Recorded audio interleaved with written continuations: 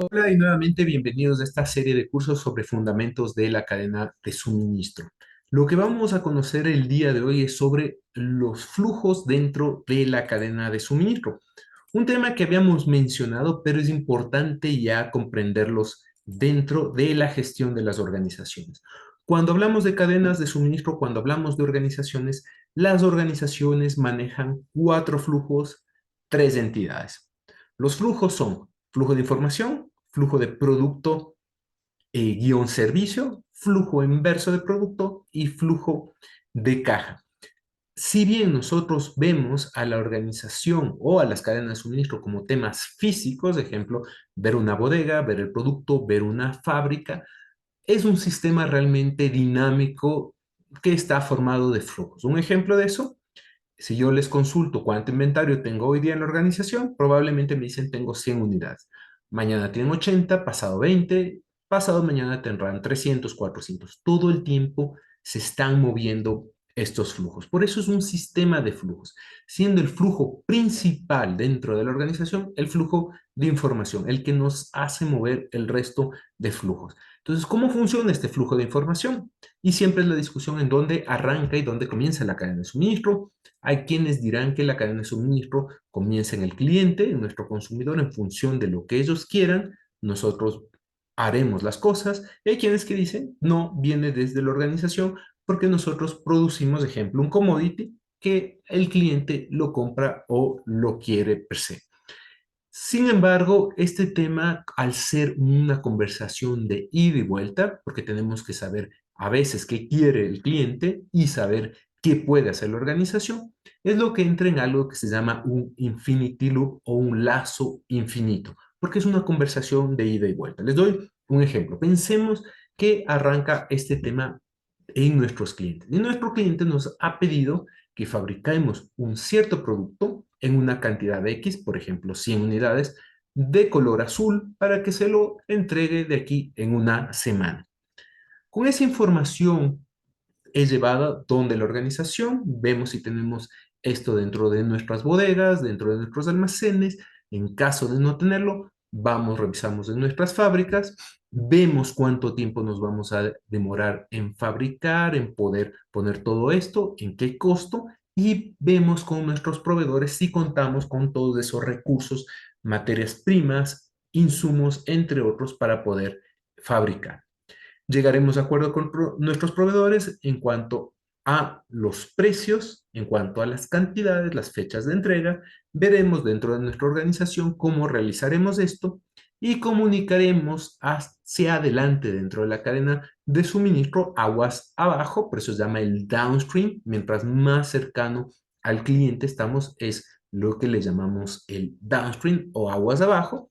Comunicaremos al cliente sobre lo que podemos hacer o no. Le diremos, no hay problema, lo realizaremos en función del pedido, o también le podemos decir, no es posible lograr esto en estos momentos, no te puedo entregar 100 unidades, probablemente te puedo entregar 80 o tengo que entregarte mínimo 120. El color azul que pediste tal vez no es el posible o si es posible. Las fechas tendremos que llegar a un acuerdo si son posibles o no, si entran dentro de un marco de servicio adecuado que le convenga también a la organización al igual que al cliente.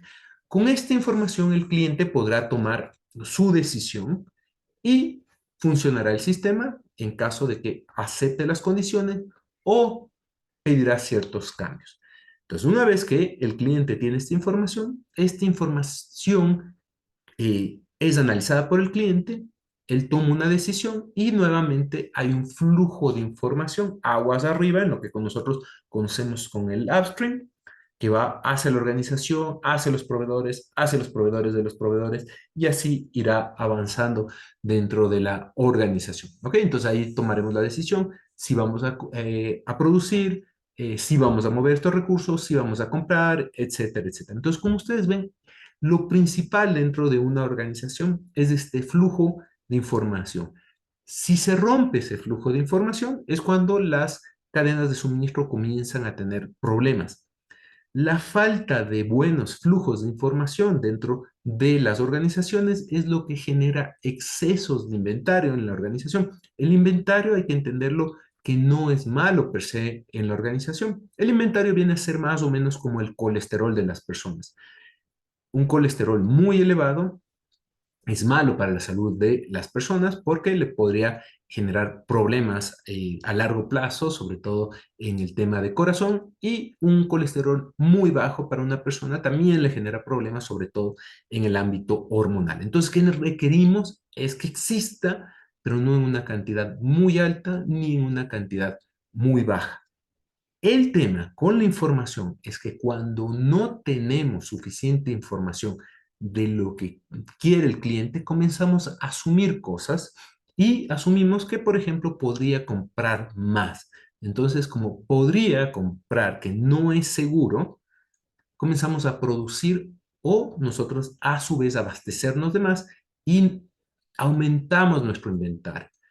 Después, cuando llega la realidad del pedido, el pedido es inferior y nos sobra inventario, lo cual son costos para la organización. O viceversa, creemos que el pedido va a ser mucho inferior al que realmente es, por tanto no nos abastecemos de tanto, viene el cliente, hace el pedido y hay una ruptura del inventario, porque se consume todo el inventario que nosotros tenemos y no podemos servirle al 100%. Entonces, como ustedes ven, el principal flujo es el flujo de la información y tenemos estas tres entidades. Una vez que nosotros ya tenemos claro, hacemos el flujo de producto guión servicio. Acuérdense que la cadena de suministro no necesariamente es un tema físico. Entonces, entregamos este producto, entregamos este servicio a nuestro cliente. Aquí hay que tener muy en claro que nosotros tenemos un cliente al que atendemos y ese cliente a la vez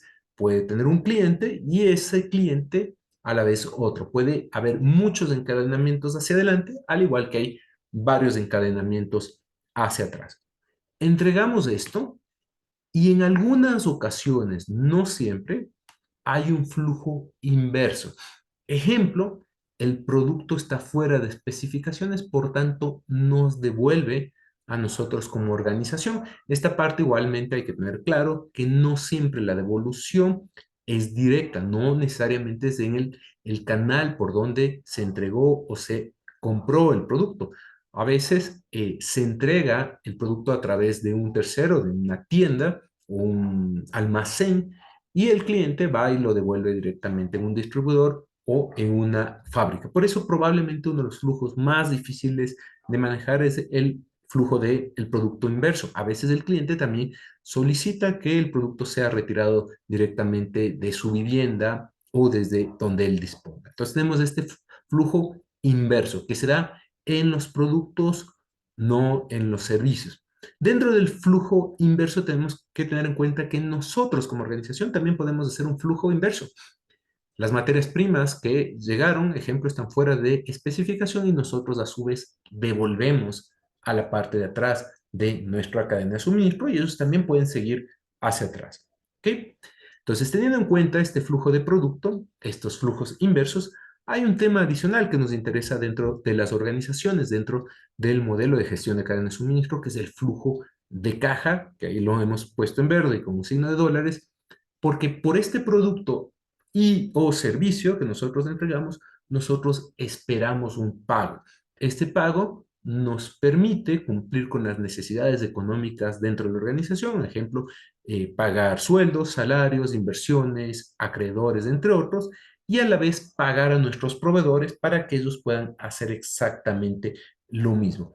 Esta parte es un tema fundamental porque entra más adelante en unos conceptos que vamos a aprender, que es el ciclo de conversión de caja. Si nosotros estamos entregando el producto, pero nos demoramos en exceso en hacer los cobros o no tenemos suficiente dinero para continuar con el sistema porque este flujo de caja no está entrando de forma adecuada, la organización corre el riesgo de pararse y no poder continuar. Entonces, a la final del día, si nosotros queremos gestionar de manera adecuada esta cadena de suministro en cualquier organización, lo que nosotros requerimos continuamente es que exista un equilibrio entre estos cuatro flujos y entre estas tres entidades. donde juega un papel fundamental la información para que el equilibrio funcione de mejor manera, para que estemos comunicados entre todas las partes de las organizaciones, en lo que es dentro de la organización y fuera de la organización, y por tanto no cometamos errores. Nuevamente, muchas gracias y les invito a continuar viendo estos videos.